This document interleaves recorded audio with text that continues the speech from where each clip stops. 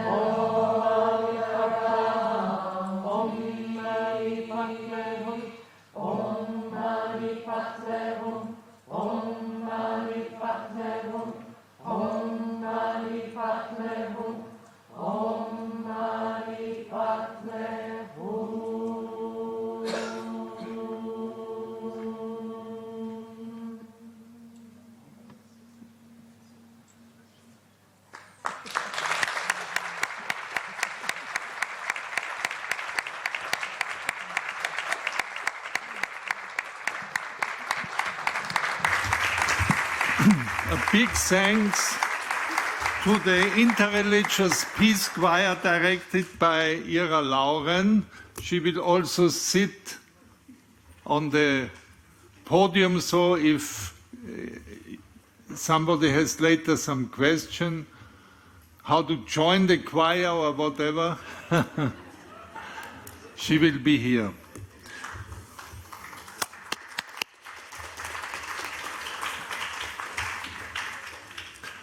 So welcome to the second session.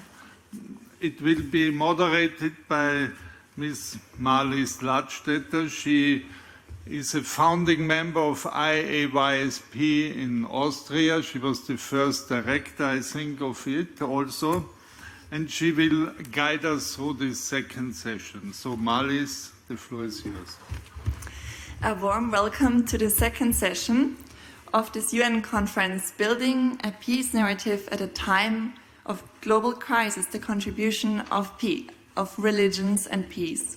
So I really want to welcome you, and just to let me explain two concepts, because I'm also studying a master's in peace studies, and I think this concept is also very interesting. It's about external peace and internal peace. We mostly actually talk about external peace, which is the absence of war. But I think what we also should recognize, and that what we are here also for at this conference, to talk about also inner peace. So this is the peace within us. So what can we do also as individuals to be more harmonious with us, with ourselves, with our surrounding, and also with our environment, and what can we also as individuals contribute to peace. So I really want to welcome also these distinguished speakers and panelists today. And to start with, I want to welcome Professor Dr. Ilse Gebeshuber. She's Associate Professor at the Institute of Applied Physics at the Technological University of Vienna. She's expert in nanotechnology, biomimetics and tribology, and her interest is how to address global human challenges of humankind with this. 2017, she was elected as the Austrian of the Year in the category of research. She is also the associate editor-in-chief of various scientific journals and serves on various international strategy boards. So I really want to welcome you, and the floor is yours. Thank you very much, Mr. Chairman.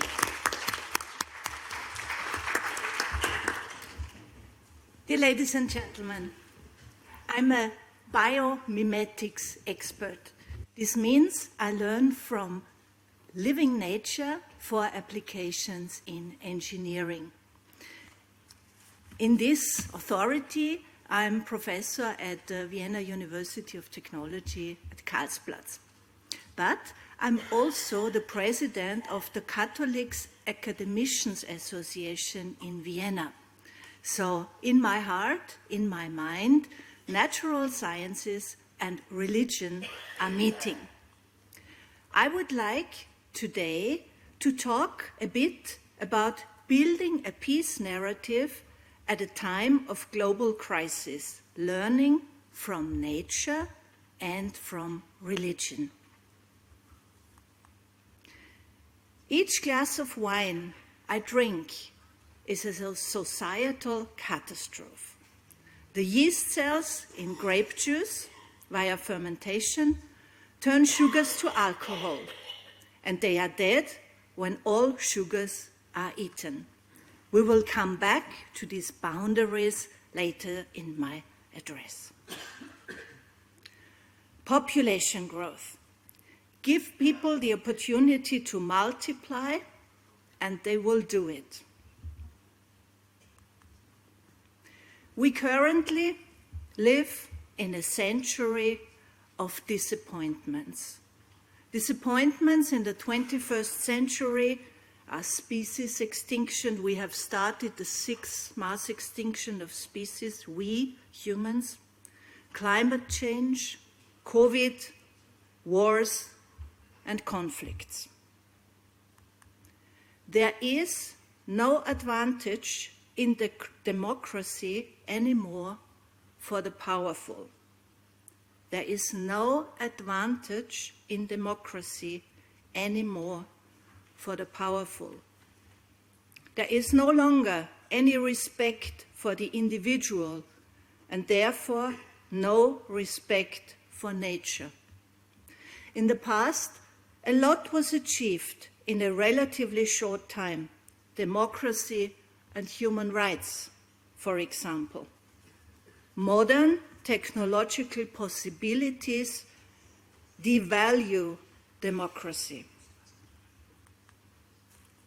In the past, rich people lived in beautiful surroundings, and the rich and the poor were not that much separated locally as today. They lived close together. In the past, democratization led to increased labor costs, which made machines desirable alternatives, which made products cheaper, which made everyone better off. However, the wheel is now turning in a different direction, and we are becoming impoverished again. Modern technological possibilities devalue democracy. Nowadays, we have technical enclaves and everything comes by mail. In short, the rich and powerful are no longer dependent on state welfare. And now we come to peace. Question: how can war be prevented? Answer: through the absence of fundamental crisis factors that can trigger crisis. There are 3 crisis factors: resources, culture, and religion. Only if we create peace on all 3 levels, we will have peace. If we manage to minimize the potential for conflict on all 3 levels, peace is the natural result. Until now, there have mainly been ideologically based wars. These are avoidable. But what if there is a war over water? What if the river carries only half as much water as before? What if the people in the upper reaches want to continue drawing as much as ever? We are being prepared for difficult moral and ethical decisions of this kind, for having to make decisions such as what to do if an airplane races towards a full stadium with 20 people dead if I shoot the plane down, or 20,000 dead if the airplane crashes into the stadium. We have not declared war on nature. Nature has declared war on us. And here I want to come back to the yeast cells in the first slide in the glass of wine, which I showed, the yeast cells in the sugar solution. Nature has very clever limitation mechanisms. And unfortunately, many of the planetary boundaries have already been crossed by our ways of doing things, of acting, of producing the things we need, and of, in many cases, not dealing with the waste that we produce. First man dies, then the forest lives. And because we do not want that, let us concentrate on lessons from religions.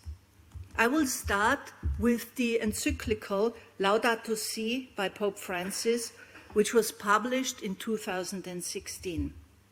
He mentions the relationship between nature and society. In Laudato Si, Article 139, he says, "It is essential to seek comprehensive solutions which consider the interactions within natural systems themselves and with social systems. We are faced not with 2 separate crises, one environmental and the other social, but rather with one complex crisis which is both social and environmental. Religions can provide here positive examples by providing holistic approaches." One of the major problems is the different decision-making horizon in politics and for ecological measures. In politics, it's a couple of years. For ecological measures, the decision-making horizon is hundreds of years. We need clear and foreseeable goals that are directly attributable to political responsibility instead of unrealistic long-term goals. We need to see the change on supermarket shelves or in the optimization of houses and factories. Politicians must present plans and take responsibility for achieving these targets. 1,000 small steps achieved are much more than leaps made too late. Politicians must commit to achieving concrete targets in one term of government. There are many more potential concrete realistic plans. This is where smart, intelligent, engaged people need to get together and develop concepts.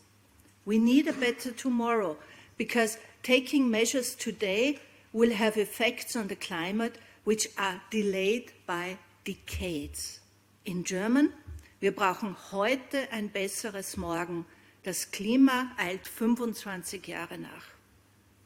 Civilization protection must be pursued worldwide.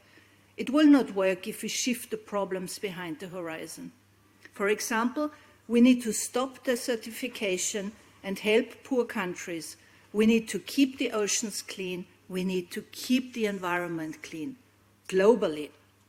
In order to truly achieve peace, we must identify and eliminate the potentials for conflict. Conflicts are often created for political gain. We are prisoners of our nature, of our instincts, and of our system. And we want more, more, and more.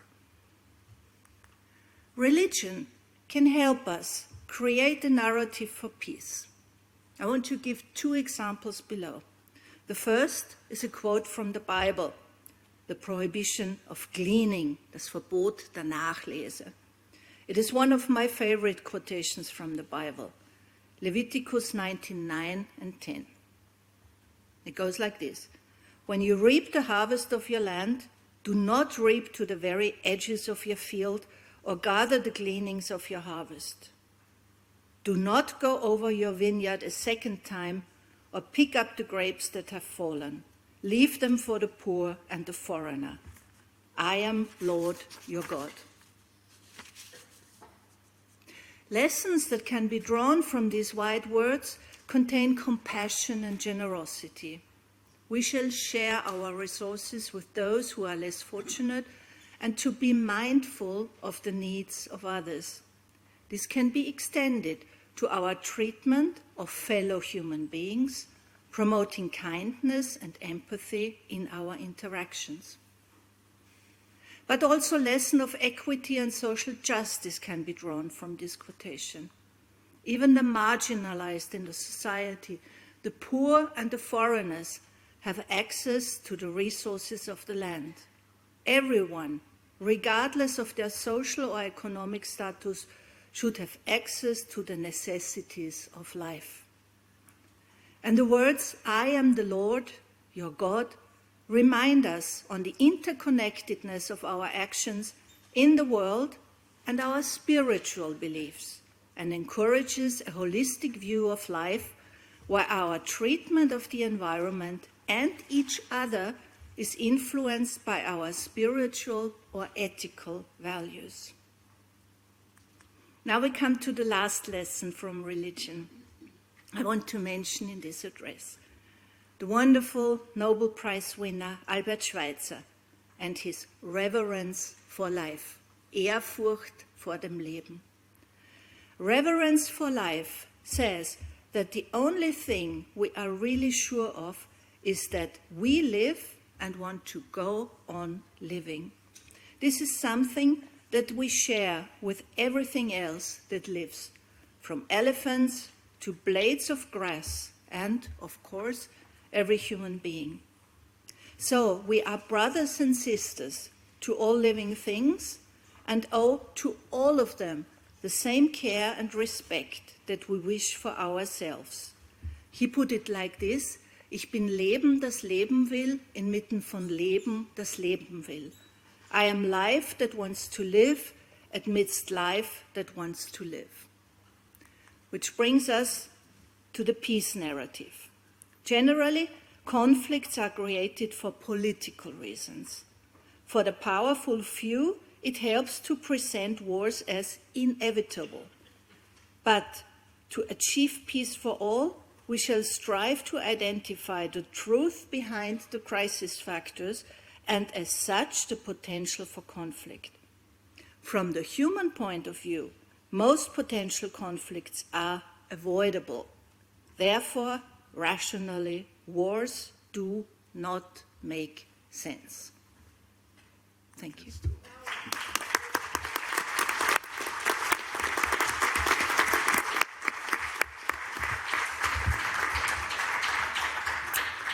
Thank you, dear Professor Dr. Giebes-Huber, for your wonderful speech.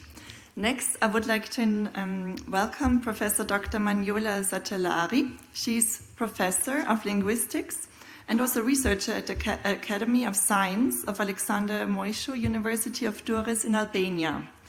And she's also the academic coordinator of Jean Monnet project on multilingualism and intercultural dialogue funded by the EU.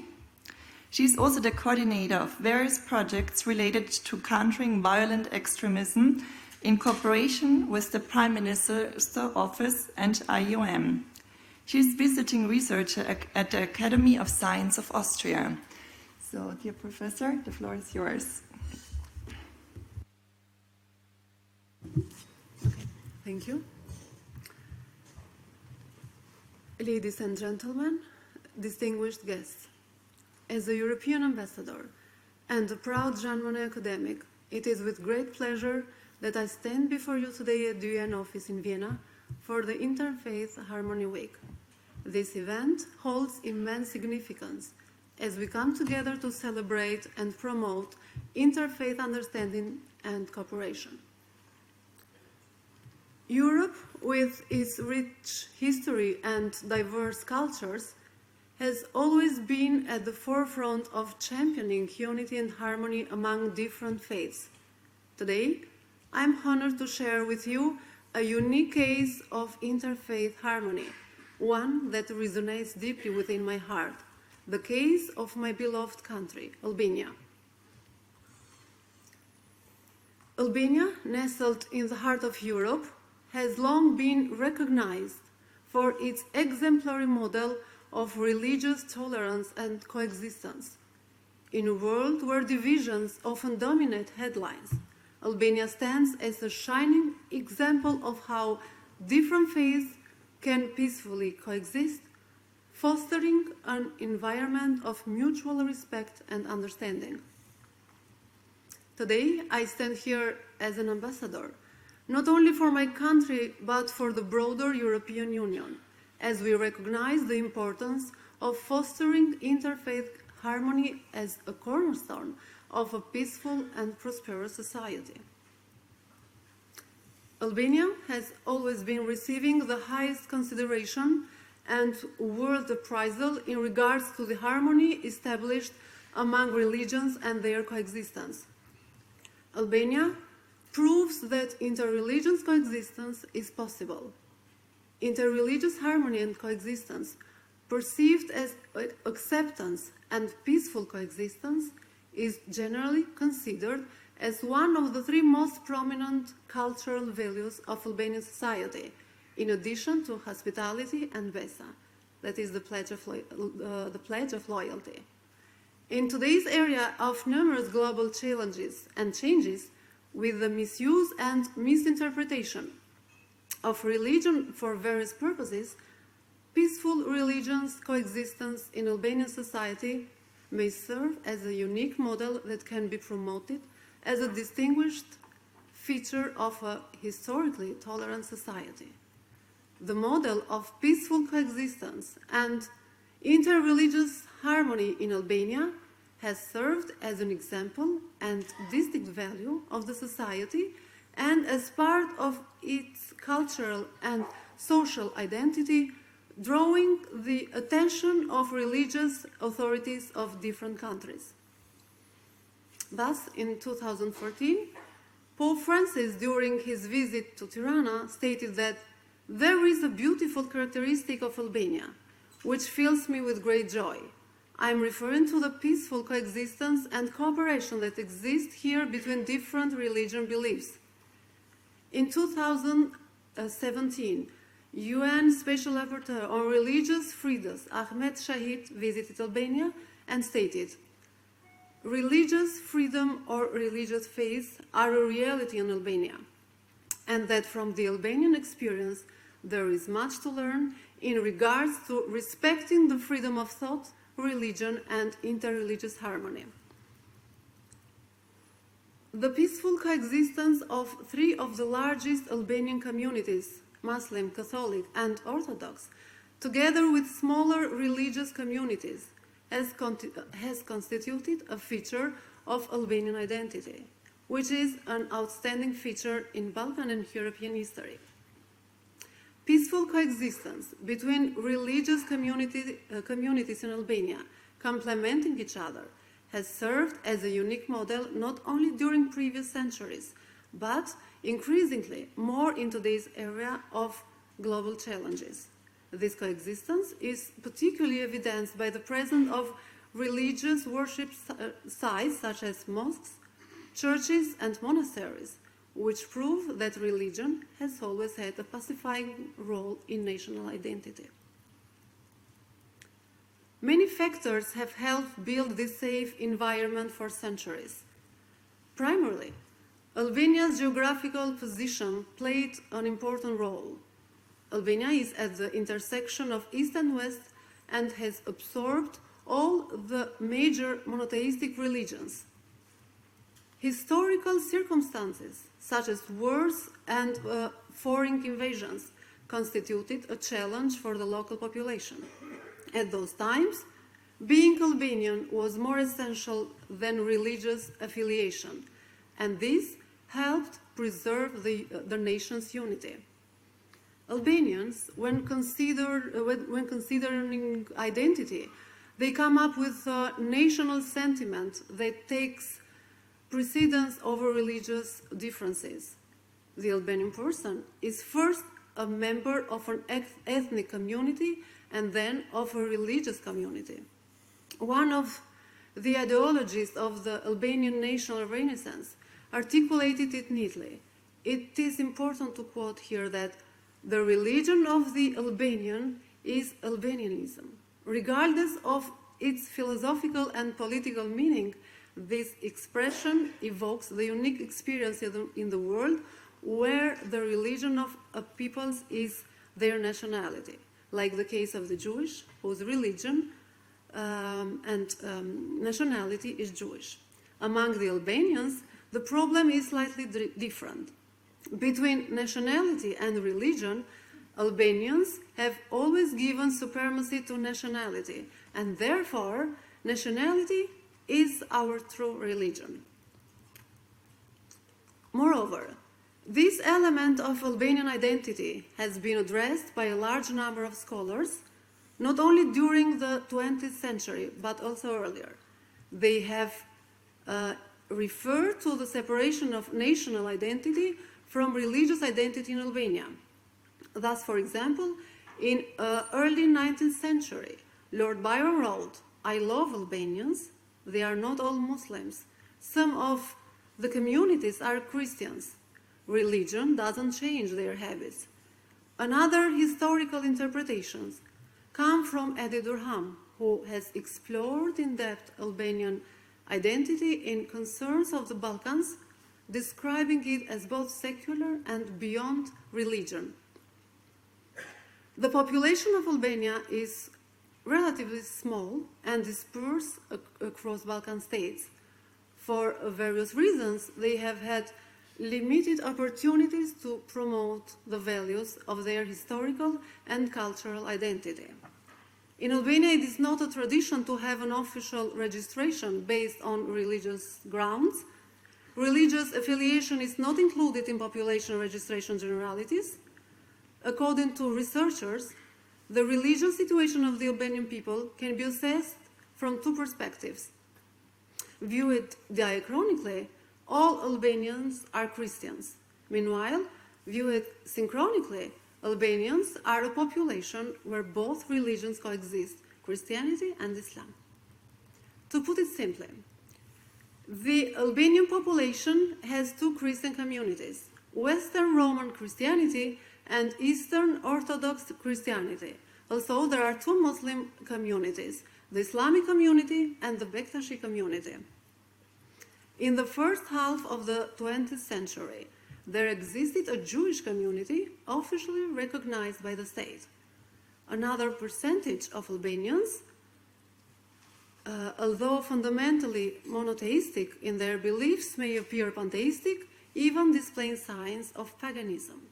I believe that the most accurate perspective on the religious situation in Albania is the diachronic view. In every Albanian, there exists a feeling of pagan belief.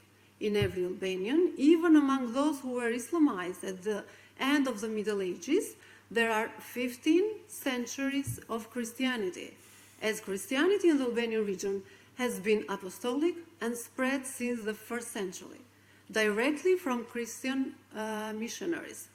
According to the Acts of the Apostles, including the King James Version of the Bible, the first preacher of Christianity in the Proto-Albanian Illyrian world was Saint Paul, while in Dardania, present-day Kosovo, Saint Matthew preached. The part of the Albanians who did not become Islamized has a tradition of not just 15 centuries of Christianity, but 2,000 years of Christianity. The most recent beliefs among Albanians is Islam.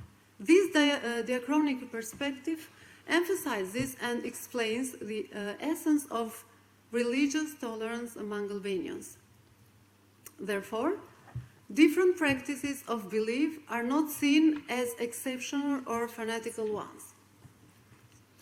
Religious tolerance among Albanians is not a quality developed in modern time, nor achieved with education and school. It is a tradition that came to be established over the centuries.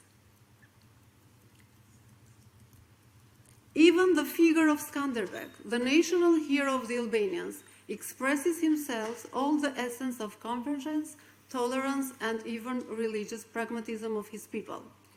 He was born into a Christian family of the Slavic Orthodox rituals. He was educated in the Sultan courts. As a Mohammedan, became Janissary, meaning he became a fanatical Islamic believer, returned to his homeland and bore the religion of the ancestors. He married the daughter of an Orthodox nobleman of the Byzantine Rite and wrote in his will that he wanted to be buried in a Roman cathedral church in Leja. So, it is often said that Albanians are Muslims, but in Albania, Islamism is an Islam with a European face. I want you to show a short video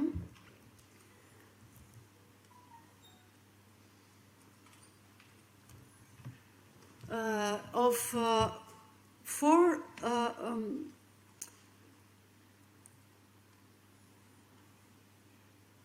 I want you to show a short video of our clerics belonging to our four communities, religions, in their march in Paris after the Charlie Hebdo attack, that shows how Albanians consider religion as a power that unites people. It is very short.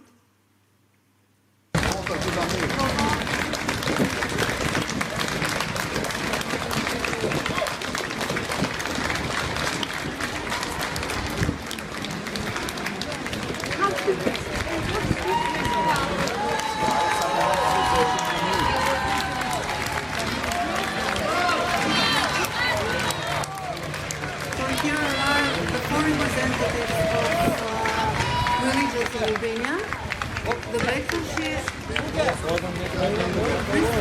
religion, as you can see them, marching in Paris after the Charlie Hebdo attack, and giving this example of interfaith and religious coexistence in Albania. Thank you.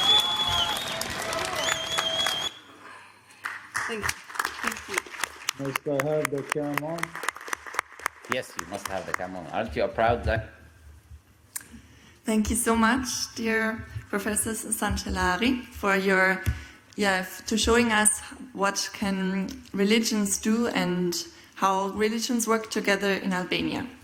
So, as next speaker, I want to introduce Mrs. Elisabeth Maria Ziegler-Dorega. She's member of the URI, which is the United Religious Initiative in Austria, and she's also the co-founder of the East Tyrolean Association, Education Brings Peace. Their refugee project in Syria, Roots of Friendship, received second prize at the World Interfaith Harmony Week in 2022. The representation of Elisabeth Ziegler-Dorega was made by the Jordanian ambassador in Vienna. She will talk about her project and also about her work with URI. The floor is yours.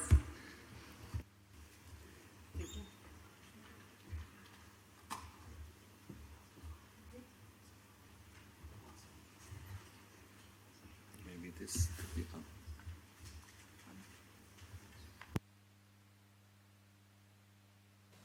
on.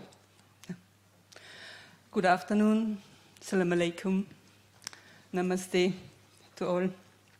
Thank you very much for this wonderful experience here to be here and tell you a little bit about my work in a very small town, 6 hours apart from here. I'm working for interreligious dialogue since 25 years, and I don't want to tell you all we have experienced, but I would like to invite you to 2 journeys.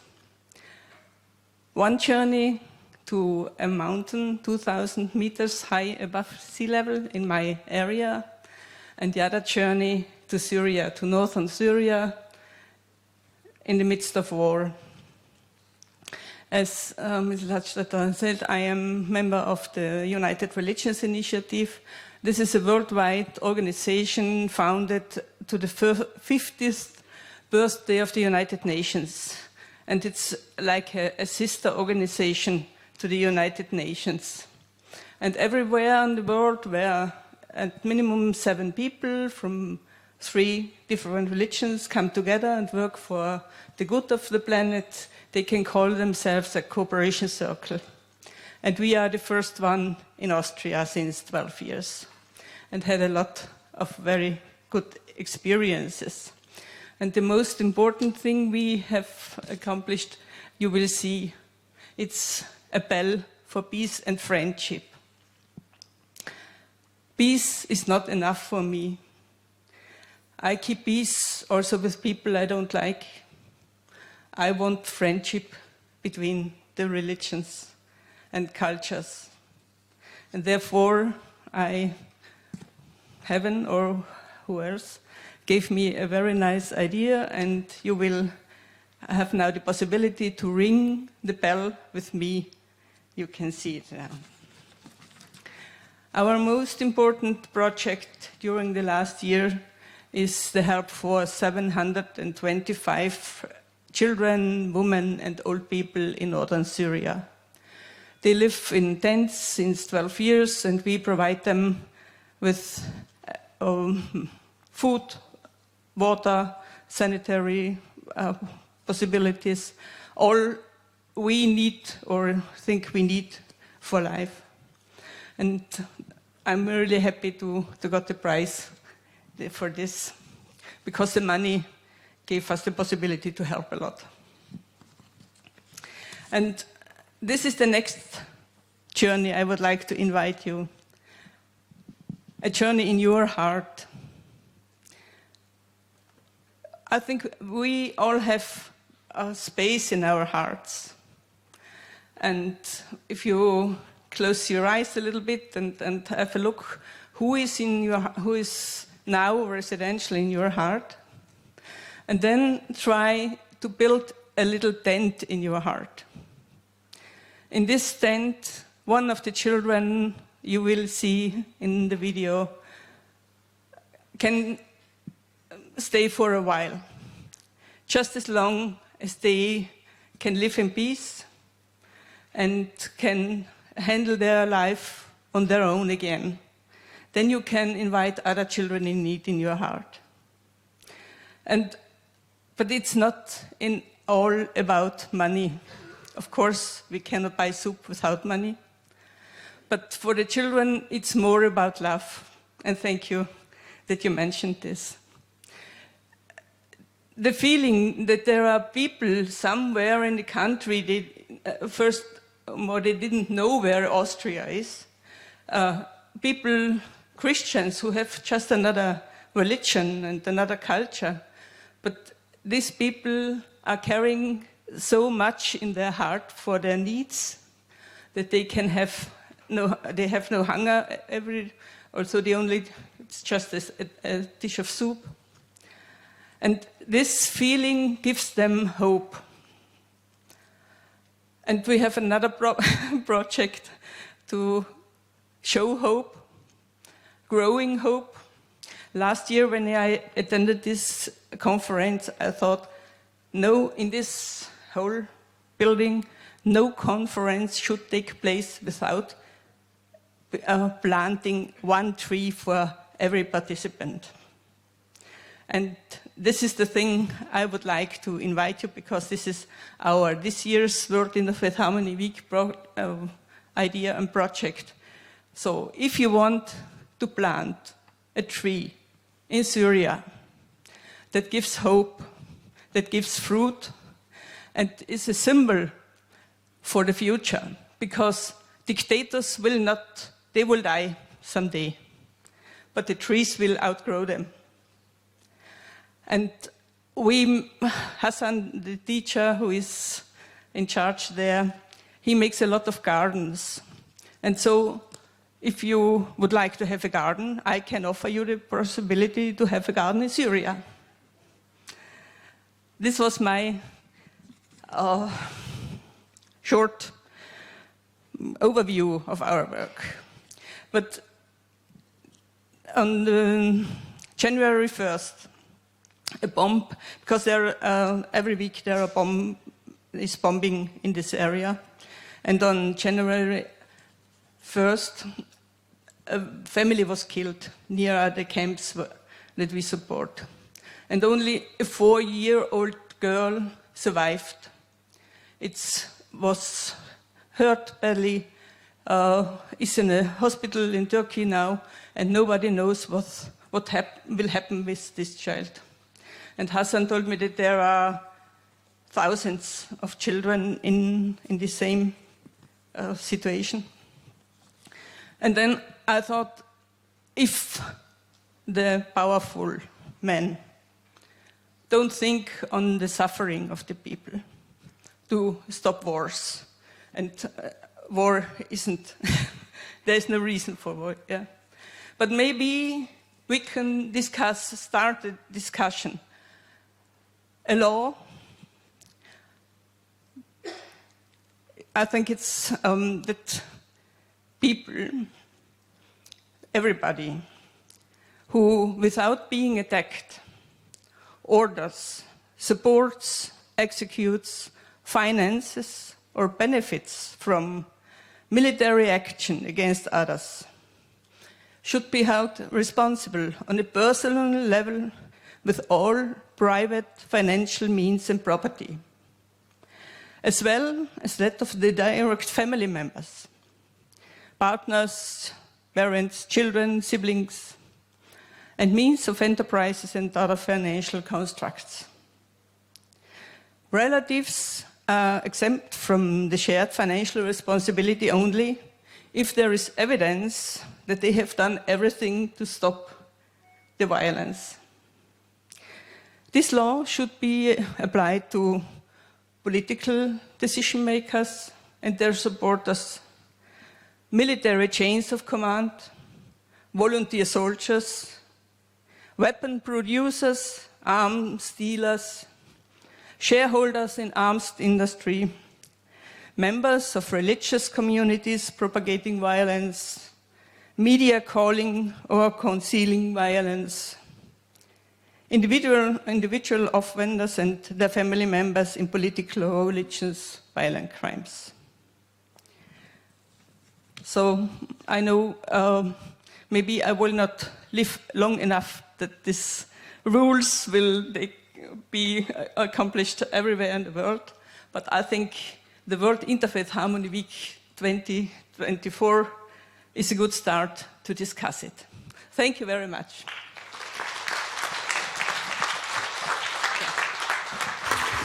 And now you can see a little 3-minute film about these candles are burning in Syria.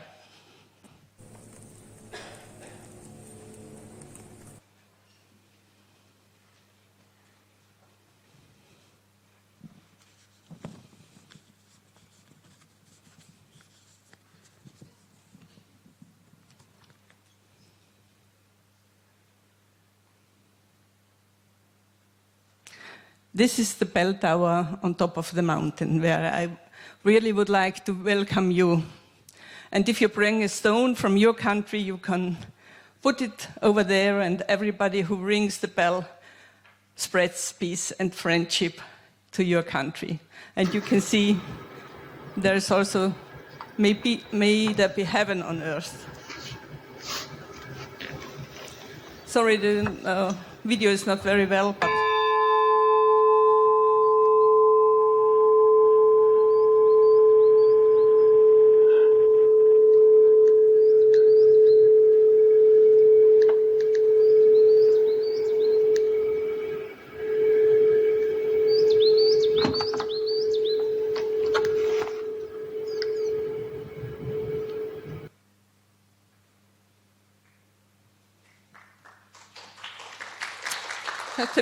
just a moment, you will meet some very nice children. السلام القدوس القدوس السلام السلام المهيمن المهيمن الجبار الجبار الغفور الغفور الرحيم الرحيم.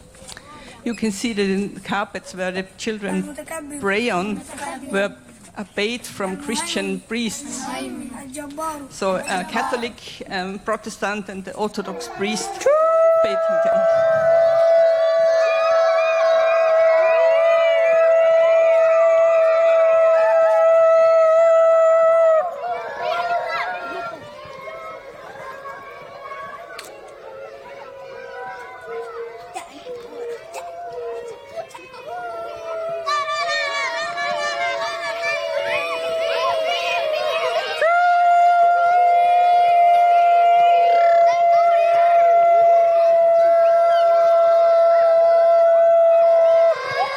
Dank u Uri, dank je Elisabeth, dank je Israel, dank je Australia, dank je Word. Thanks Uri. Cream pace.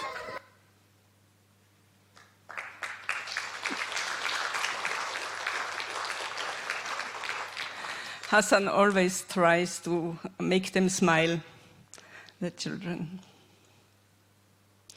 And I would like to close with a very warm blessing to you all, and wish you more of heaven on earth in your life and for all you do in your country.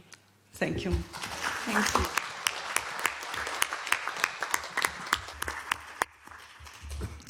Thank you so much for sharing your really moving story and also showing actually what one person can do and initiate and help so many young people. So I think this is a big round of applause worth.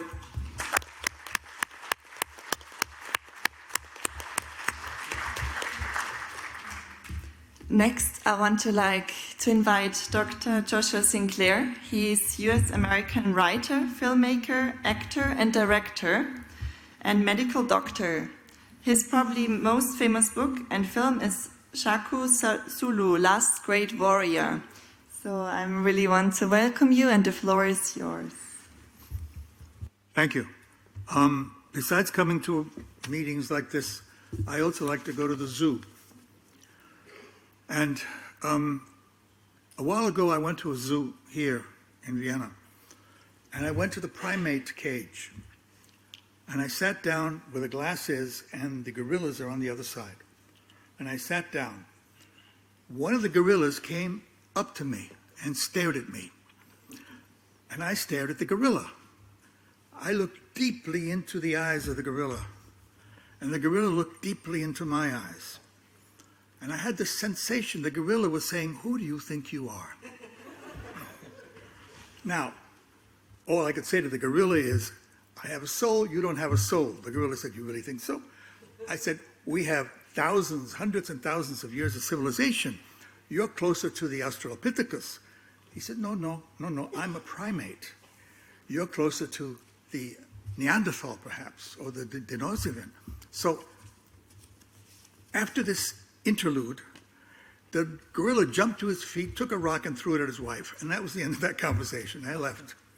But I was thinking, we keep saying that we would like a world without suffering. When we deal with atheists, and I've spoken to Stephen Fry and others in the past, they say, how can you believe in God, a God who would give you a world where there is suffering, a world where there are children who die, a world where there is injustice? I was thinking, what if we woke up one day and we made a deal with God?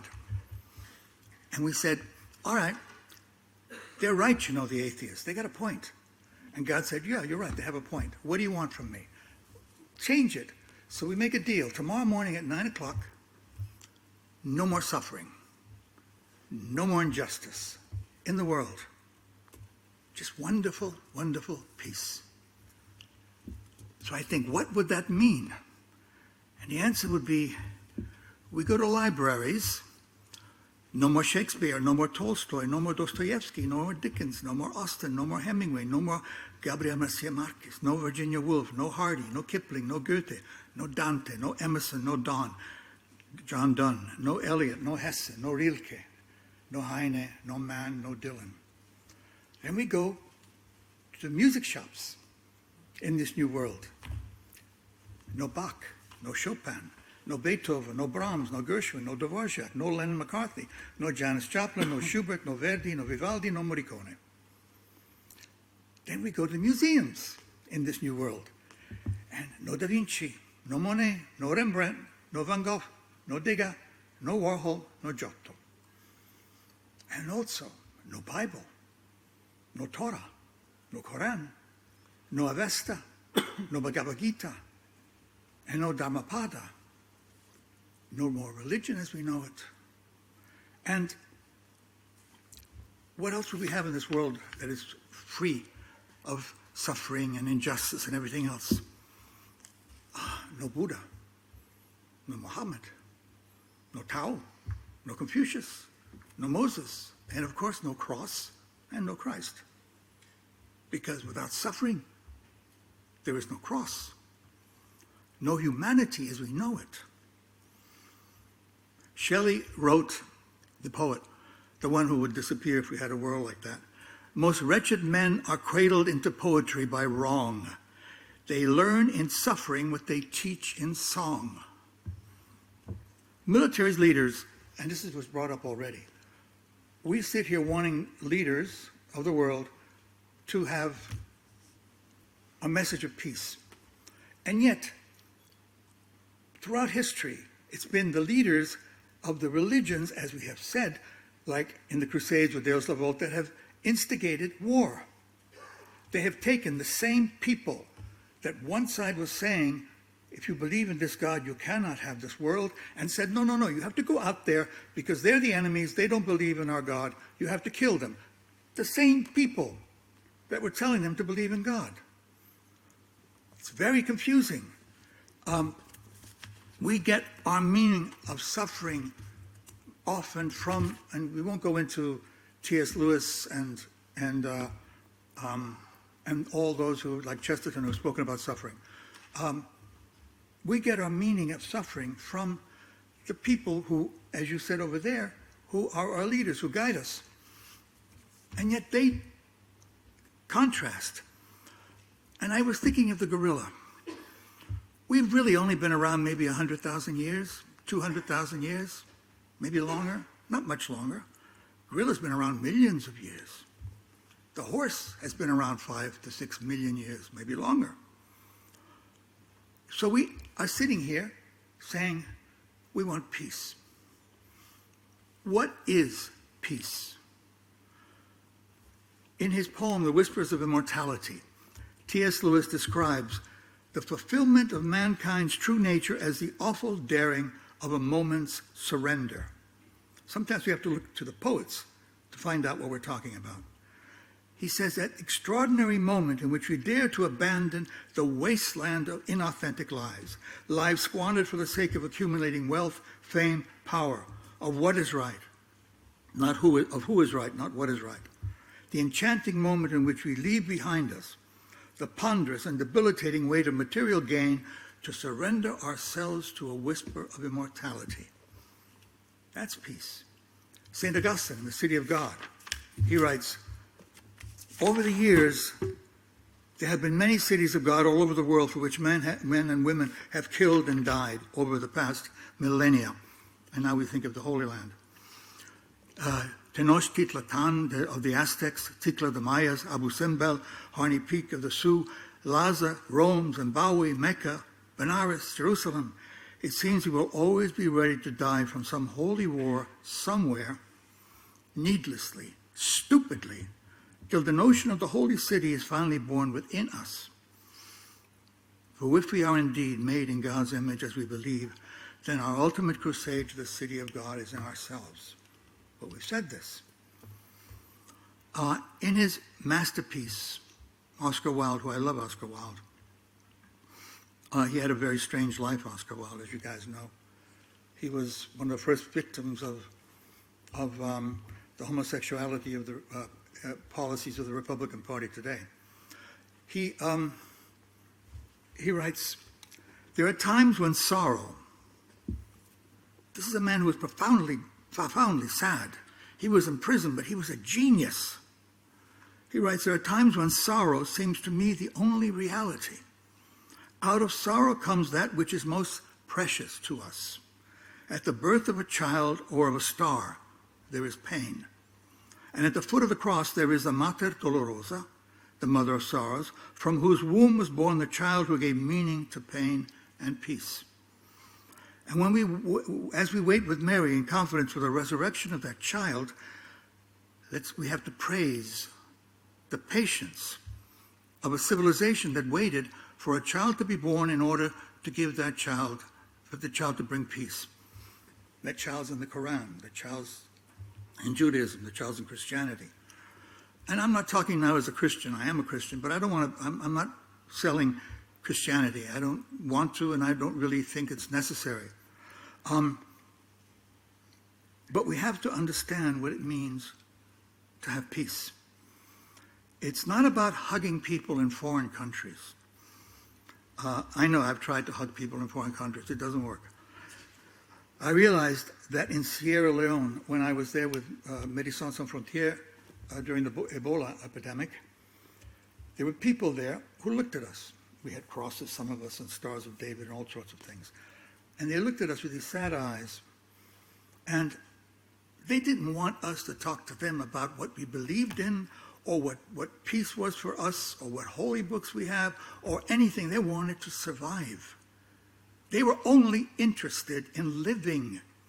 They didn't care if they lived with, without God, whatever. When you reach a point with Ebola is consuming your body, all you're interested in is, are you here to bring me medicine? Please do not tell me about your holy books. Are you here to bring me medicine that will make the pain go away? If you're not, get lost. And it reminds me of the Buddhist parable of the arrow. You may know it. There's a warrior in a battle that has an arrow stuck in his side, and he's on the ground. And you run up to him. Now that man looks at you. He doesn't want to know if the guy who threw the arrow was Muslim or Christian or Hindu or whatever, or an atheist. All he wants is one thing: get the arrow out of my body. It hurts. And it reminds me of Dickens a little bit. People have the habit, the ones who seem to have the answer to everything, have the habit of keeping those who don't and are in pain begging. Like in Dickens, when Mr. Bumble says in Dickens' novel, I hope you say your prayers every night and pray for the people who feed you and take care of you. Wants the kid, that poor person, to pray for me because I'm giving him food. It's his food too. So what is the rule of thumb? When we talk about religions that foster peace, when we speak of peace in religion, show me how your religion can feed the poor. That's it. Show me how your religion can help the socially marginalized. Show me how your religion can help the weak, the dying, women who are suffering all over the world. Don't tell me about your holy books. Show me how you can bring peace to that woman who is now dying or who has been marginalized by a husband or by the society. Now we've said already the answer to all of this is love, but love is a very strange word. And we don't always really understand what we mean by love. I was once asked by a friend of mine when his son had his first Holy Communion, what it meant to be confirmed, to have confirmation. You know, today you are a man, which is it's in all religions, this manhood. It's from the Native Americans right through Judaism and Christianity. And he said, what does it mean, today I am a man? And I said, it means this. If tomorrow you read in the paper that somebody died, it's your fault. It's your fault. Don't read the article, it's your fault. If tomorrow there's a war in the Middle East, it's your fault.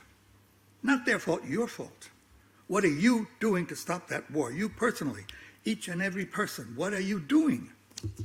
It's nice to sit around here and talk about the Bible says this, the Quran says this, the thing says this, and that says that. I love that. I studied theology. I have a doctorate. But when you're talking to certain people, most of the world, they want you to help them in the things that are most essential. And that is to survive, to live, to be happy. If you take a family in the Ukraine, or a family in Chicago, or a family in Washington, D.C., or San Francisco, you've got a guy who drives a cab all day long. It doesn't matter if he's Muslim or Christian or Jewish or whatever. All he's thinking about is, I got to make money, go home, feed my wife and family. And he's looking forward to having dinner with his family around a table. Same table all over the world. The tables that they have, the families eat around in Rome are the same as they have in Chicago. That's all they want, ultimately. When you go into people's houses and you talk to them, they look at you and they say, please, for the love of God, do not give us any more theology. Don't tell us that you're right or your God is better than that God. Don't. I can't pay my rent. My child is dying of cancer. 1 minute. I'll shut up now. I'll leave you with this, which is also from Oscar Wilde.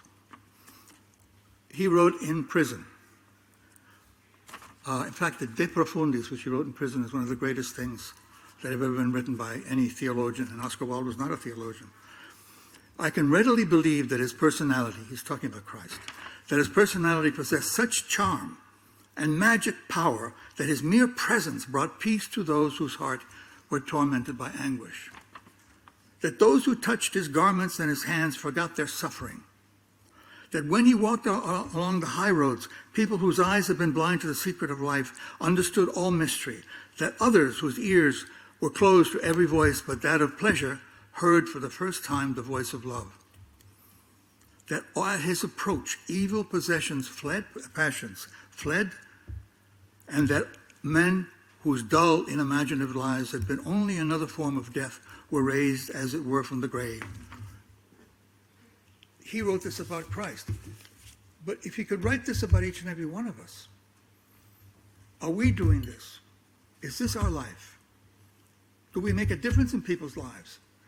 When we walk into a home that's not ours, do we make a difference there? Do we bring peace there? If not, what are we talking about? Thank you.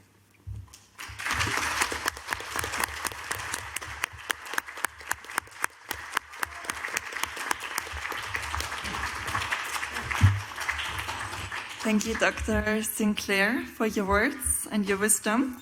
And as our last speaker, I want to invite Dr. Dieter Schmidt. He's chairman of UPF of Central Europe, and he's also doctor of the Union of Western and Eastern Medicine. So the floor is yours. Yeah, thank you so much. And first I want to thank all of you who are still here till the end, and especially to the prestigious speakers before me. I was really touched by all of you. Around 44 years ago, I joined the movement of the founder of UPF, the late Samir Moon, and his wife, Dr. Hakcha Moon. And one reason was because I felt they are doing substantial work for peace. Well, at that time I was a student, Germany, studying medicine, and I studied in Berlin, and often over the weekend I had to cross the border, and that was not easy because we had the Berlin Wall. And at a meeting with the late Reverend Samir Moon, he told us, the youth movement, CARP at that time, break down the Berlin Wall. Well, of course, I don't want to say we did it, but we started to do one thing which maybe is not so much known about the unification of Germany. We started to pray. Every week, we went around the Berlin Wall and had 7 places where we prayed. And then, when you look at the unification of the Germany, you realize that there was an incredible movement starting in East Germany. The people in East Germany normally are educated in communism, atheism. But interestingly, the movement for the unification of Germany started in the churches. And it was in 1989 when they started to go silently praying in Leipzig. And that movement grew. And they got the courage to stand in front of the soldiers who had their arm guns ready to shoot, and went in front of them, put down a candle, didn't say a word. In the same year, a little later, this movement grew, and it became hundreds of thousands, and the people shouted, "Wir sind das Volk," we are the people. At that time, I joined these demonstrations, and it touched me to the heart. For me, the unification of Germany is not just a political or an economic unification. No, at the heart of this unification lies for me the power of our Almighty God, who helped that no bloodshed happened. Well, we are talking about how can we have peace narrative in a time of global crisis. I want to read you a verse of the late Samir Moon. He gave 20 years ago. He said, "The acute crises of the modern age are manifested in struggles between our mind and body, the confusion of values, criminal activities, drug abuse, the breakdown of the family that holds humanity's future in the balance, destruction of the environment, conflict and hatred, terror and war, and even conflict among religions and civilization. With each passing day, these crises turn more serious, more complex, and more pervasive. We can no longer stand by and do nothing as the world careens along this course. There is no time left. Who can take responsibility for this world? Who is the leader who will present a fundamental plan to solve the world problems?" Well, we are here in the UN. To my understanding, the UNO, the UN, has one big task only. This is to bring about world peace, more than any interest of their own nations. And besides that, the world religions are to bring world peace. Each religion talks about world peace. So we have to transcend our national ideas and our national identities. Well, at this very moment, we are watching maybe every day in the news about the most terrible things happening right now in Israel and Palestine and in our region, in the Ukraine. And I wanted to tell you about another narrative, how to maybe bring the peace. And I wanted to show you a few pictures. I don't know if it works, I hope. Okay. 2002, I was invited to a rally to Jerusalem, Palestine. And it was one of the rallies which brought tears to my eyes. As you know, Jesus Christ was crucified, and they put a crown of thorns on his head to mock him. But this time, at this rally, directly in Jerusalem, we gathered together, Jews, Muslims, and Christians, for one purpose: to give the crown of glory, the true crown, to Jesus Christ. I cannot describe how I felt at that time, how Jews and Muslims and Christians together celebrated and gave Jesus Christ that what he really deserved, the true crown. This was initiated by our MEPI, Middle Peace Initiative, which we have done for 20 years.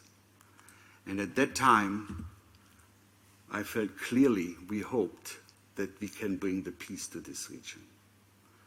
As you know, in the moment, we are devastated.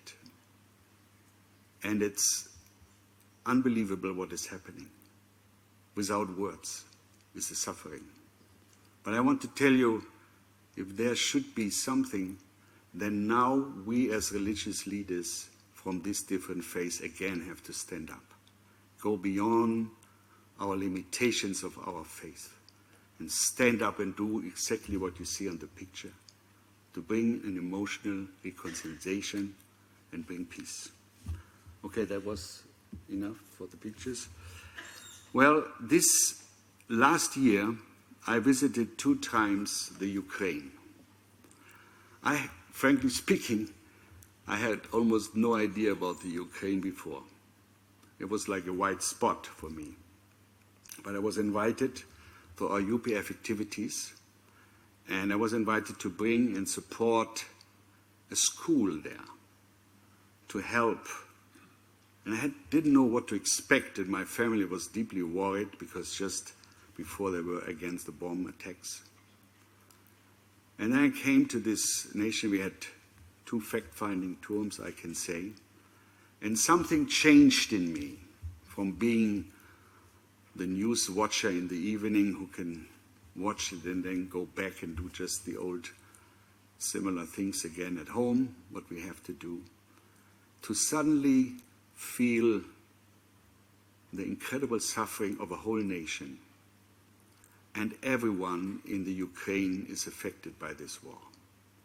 Some lost their children, their wives. Even children were deported to Russia, kidnapped.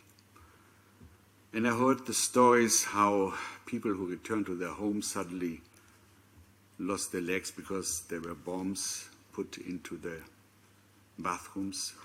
And when you opened the door, it exploded. We saw terrible pictures, and you have seen them too. But what changed in me is, how can I, with all that kind of suffering, not become resentful what's happening? The people ask me, what did we do to the Russians? How is it possible that every night we have to be ready to wake up and go down in the cellar because they shoot Kiev or some other city? What did we do? And it's so difficult to understand. And how can you keep peace in your heart with that? How can you live the Christian faith to love your enemy? If you tell that to them, like we just heard from our previous speaker, this is not what they can do at this moment. Well, my dear friends here, I think at this very moment, we have to understand one thing more deeply. I don't think the religions will bring the world peace, but the people who live the essence of the religion, who are a true Christian, a true Muslim. Can you imagine Mohammed and Jesus now in the spirit world? They're going to fight and hit each other?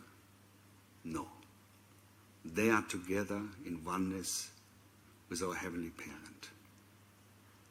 So when we are religious people, and we were said, we have to do something. We cannot wait longer. And maybe one realization can help. We have a common Heavenly Parent. I say parent because when we are the children of the Almighty God, then He gave truly life to us. And you and you and you, everyone, we are a daughter or a son of God, and that makes us one family. So that's the first thing. And here in Vienna, some years ago, we had a wonderful rally called Peace Starts With Me. It was one of my most wonderful events. But the message was clear. It starts with me and my relationship to heaven, to the heavenly God, to whatever you call Him. And there we have to start. And the next thing is, we're not going to have any institutions or even religions or whatever who will bring the peace. But there's one thing only when can bring peace. This is the love. We heard this from previous speakers. And where's this love being born? It's in the family. And what I learn in my own family or what I should teach my own children, that has to apply to everyone I meet. And that's what I'm trying in my work as a doctor. So in the end, that's our Father Moon, our teaching, live for the sake of others. Selfless, loving, which brings true joy. Overcoming the boundaries of religions, nations, whatever. And being strong against the evil which doesn't come from God. And detect what is wrong. It was also said today. So with that kind of wonderful possibility of this meeting, I think the living God, the true God for each one of us wants to tell us, this is the day to make a new determination. We cannot wait any longer, and I and you, we have to become active to bring true peace rooted in love. Thank you very much.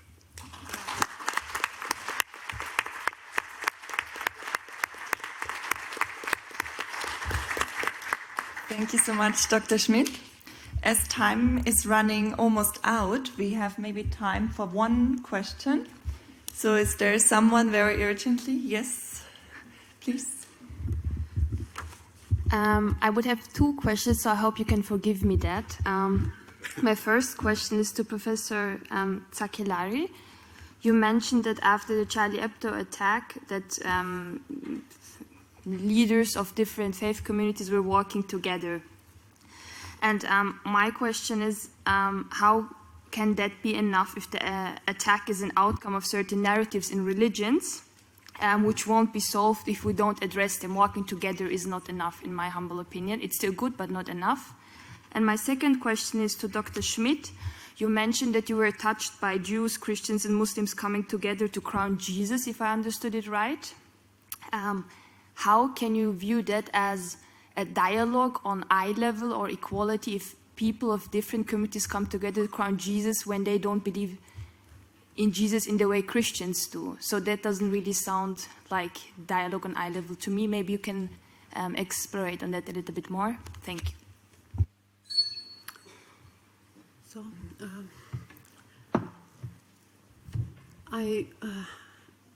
I believe that nobody here thinks that only a march, it's okay to fight terrorism.